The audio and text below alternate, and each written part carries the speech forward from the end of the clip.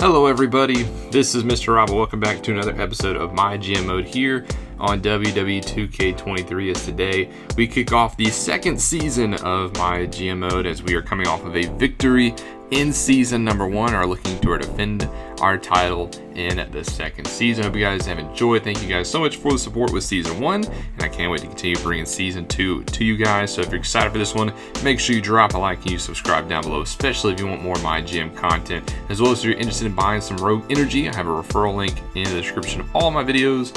Use that and code Mr. Rob to receive 10% off your purchase.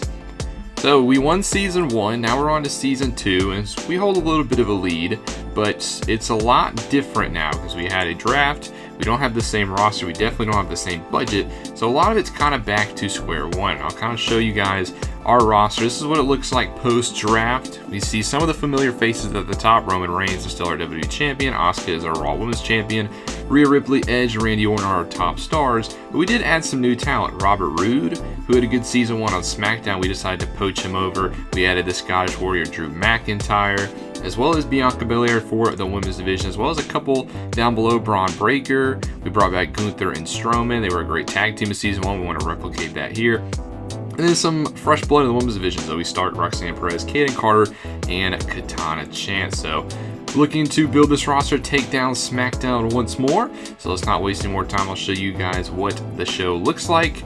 As here we're going to go with our pilot episode of season 2. We're going to start off with Drew McIntyre versus Robert Roode, kind of get the crowd started off hot with a good matchup. Then we're going to see Roman Reigns call out Drew McIntyre. That is going to be our first WWE Championship feud. Will be Reigns and McIntyre. And then we're going to have Roxanne Perez take on Rhea Ripley just to kind of get them on the show, get Rhea a spot, as well as highlight one of the newbies. Ron Breaker's going to cut an advertising promo and try to get us some more money because we only have $3,000 budget, and we're using that on the call out. So got to try to get some more cash. Braun Strowman and Gunther are going to team up. They're going to take on some jobbers. And then Edge is going to also try to get us some more money. And then our main event, though, is a triple threat match for the Raw Women's Championship. I wanted to put a title on the line in show number 1. So Asuka, who was the champ for basically all of season 1, she's got to face her toughest challenge to date against Bianca Belair and Charlotte Flair in a triple threat match. Can our MVP of season 1 continue her dominant reign into season 2? Also, we have no money, so we're going back to the high school gym for this one. So, yay. But let's go ahead and confirm this and see if we can get our season 2 off to a good start. Alright, start off with McIntyre versus Robert Roode. Hopefully gets the crowd started off well. Roode actually picked up the victory over McIntyre, and it was a 3-star match, so a good start to tonight's show. It's hard at the very beginning of a season to get good matches consistently, so if we can pull out 3-star matches, I am okay with that. Reigns does call it Drew McIntyre's a weak promo, so it actually doesn't start that feud, so that's a little bit concerning. Roxanne Perez versus Rhea Ripley is up next, and Ripley gets the win over Perez in just a 2-star match, but it does start a rivalry between those two if that's the road we want to go down. Braun Breaker's advertising promo was good. It got us $8,000, but he did lose 3 popularity, so that's not good. The jobbers take on Strowman and Gunther, and this one should go the way of Gunther and Strowman.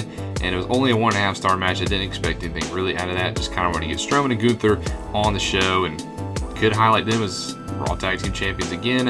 Edge advertising promo, he loses 2 popularity, but we gained $17,000. So we did get some more money this show, which is what we needed. But our main event, this is the one that should help us. Triple threat match for the Raw Women's Championship. And Asuka retains the championship. Again, she holds on to the gold, and it is a 3-star match. We also start a Flair-Asuka rivalry if that's the route we want to go down. So I say mission accomplished in the main event as Asuka once again retains her championship. She's been absolutely sensational, and we could have a rivalry to build towards our first PLE.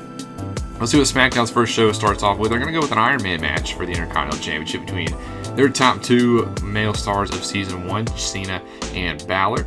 And the winner of this one is actually a draw. So, looks like they tie. It was a 3.5-star match, but nobody wins the Intercontinental Championship. So, interesting development there.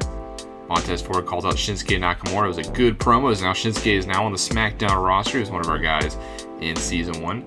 Ludwig Kaiser, a new guy as well to the Blue Brand, will face off against Mustafa Ali, and it looks like Kaiser is able to get the victory, and that was a 2.5-star match. So right now SmackDown putting on a little bit of a better show. Raquel Rodriguez self-promo, this one gets her 2 popularity. They're also going to do a triple threat match for the SmackDown Women's Championship. Io Sky, Doudrop will challenge their champion, and Becky Lynch, who was a good champion for them also in Season 1. And Io Sky wins. She's the new SmackDown Women's Champion in a 4-star match. So SmackDown is blowing us out of the water in the first week of this season. Bayley also cuts an excellent promo. She's now on SmackDown. That gets her 3 popularity. And their main event is a Hell in a Cell match for the Universal Championship, a feud that they ran into the ground in Season number 1. Noam Dar and Ivar. Yes, one of those two is going to be their Universal Champion, and it is indeed Ivar. So the top prize on SmackDown is on the Viking Raider. Yes, you heard that correctly. It was a 4-star match though, so they blew us out of the water in terms of the shows this week. We put a pretty good opener in mid-card, but just they killed us in matches 3 and 4, and that's what happens. We gained 24,000 fans this week and also got a ton of money, which is what we needed. And they gained 44,000 fans. So I think that actually put them in the driver's seats going into... Actually, no, we still lead because we had the lead after Season number 1. So we still hold a 20,000 fan lead over SmackDown. But another show like that, and we could be in a lot of trouble. See what our inboxes look like after week 1 as we're going to head to Dallas, Texas. Kurt Angle says, Piers, how's it going? Just want to wish you luck for the upcoming season. We're looking forward to it over on SmackDown. I appreciate it, Kurt. Obviously, with the likes of Montez Ford in our books, we think we're going to give Raw more than a run for its money. I guess we're going to find out. So they're very confident in Montez Ford, despite the fact he was not in one of their championship matches. So very interesting. But Season 2, not off to the best of starts. So we have a second episode or a second week in this episode as we continue to build towards Survivor Series. Hopefully we can put a better second show together. Alright, so we got the second show built up. As you can already see in our journal, we've already gone ahead and made a pretty massive signing. Yes, we have signed The Undertaker to our roster. We needed some backup in my opinion, and we got the money, so we might as well sign The Undertaker. And he is our newest addition to the Raw roster, and I'll show you this week what we have in store for him, as this is what our show looks like. We're going to start off with McIntyre versus Rude again in a rematch. They had a good start too at the opener last week, so I thought let's try to get the rivalry going. You're going to see a lot of the same matches in this week's show. We're going to move Edge over to a face. We're going to kind of switch roles. I had him going to have a feud with Roman Reigns, but not any longer, so we're going to make him a face. Perez will take on Rhea Ripley, another rematch from last week, as we get that rivalry hopefully to a level 2. Orton will also turn babyface, so Rated RKO, as you can see, are going to be faces again. My goal is to have them feud with Gunther and Strowman for the tag championships. That's going to be our first tag feud, so I needed Orton and Edge both to be faces. Dewey Carr is going to go up against Braun Breaker, another chance for Breaker to get a win, hopefully get some of that popularity back. And then The Undertaker, who we just signed, is going to call out Roman Reigns. That is going to be our WWE Championship feud for Survivor Series.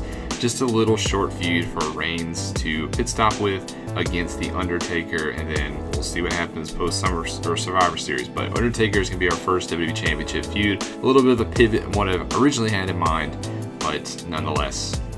In the main event, Charlotte Flair will take on Asuka in a non-title match. The rivalry started last week, so we're going to continue forward with that one. So not a big show, just a lot of normal matches to try to get these rivalries going, and we'll see how it does against SmackDown this week as we confirm the show. Back in the Fleet Center, so no longer in a high school gym. So we'll start off with McIntyre versus Rude again to begin the show, and Rude picks up another win over Drew McIntyre. This time was a 3.5-star match, so their matches are progressively getting better, which is what we'd like to have going into Survivor Series. Edge turns into a face. It was okay, but he gets the job done. Ripley takes on Perez one more time, and Perez loses again to Rhea Ripley, this time a 2.5-star match. So both matches have gotten a little bit better. Both rivalries have grown. It's a good starting point, so I'm not too upset with that. Orton also turns babyface, and then the Jobber versus Braun Breaker, and Breaker is able to easily dispatch of him. It was only a 1.5-star match, but he gets Breaker the victory. Undertaker calls out Roman Reigns. It was good, and it gets the rivalry started, which is just what we wanted, so we can get that one going towards Survivor Series. And then our main event, Charlotte Flair versus Asuka, non-title matchup, and the winner is Charlotte Flair. So she picks up a win over the champion, and only a 2.5-star match, but it helps that rivalry grow in time for Survivor Series. SmackDown, they're going to have a rematch in an Iron Man match again, but this time they're not going to put the Intercontinental Championship on the line, and Balor's able to win it this time. And a 4-star matchup, so a great start for SmackDown. Promo for Veer Mahan was embarrassing. He loses 3 popularity. That's not good for them. Dewdrop will take on Queen Zelina. Nice stylistic matchup for them. Dewdrop gets the victory in a 2-star matchup. Ivar calls out Noam Dar. They're going to continue that feud again because why not?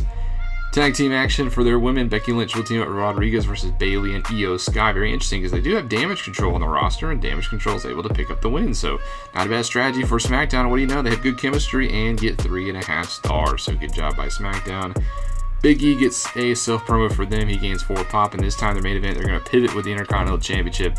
Shinsuke Nakamura versus Montez Ford, and Ford picks up the victory and is the new Intercontinental Champion in a 4-star match. So once more, SmackDown blew us out of the water late, and I'm kind of nervous to see the screen. We gained 25,000 fans and $117,000, while SmackDown gained 47,000 fans and $121,000. So just like that, SmackDown is only 400 fans behind us. So that huge gap we had after season number 1 is no longer a thing. So that's kind of scary, but not a good start to the season. But you know, we like to do well when it comes to our PLEs. As right as I say that, SmackDown's going to double the cost for all of our opposing brand shows this week. That's okay, we can find a way around that, but Kurt Angle already firing shots at us. Dewey Carter says, hey, I feel like I'm a fall guy every week at the moment. Whatever my next match is, I want to win, okay? Yeah, it's kind of your job is to be the fall guy, so Dewey, you got to understand your place. But not a good start to our show, as we are basically entire leads gone, so we have to try to finish the build towards Survivor Series, have a good second leg of this build, and then put together a great PLE to hopefully extend our lead. But I hope you guys enjoyed this episode. Thank you guys so much for watching. If you did, make sure you drop that like and you subscribe down below, especially if you want more MyGM content. This is Mr. Rob, and I'll see you in the next one.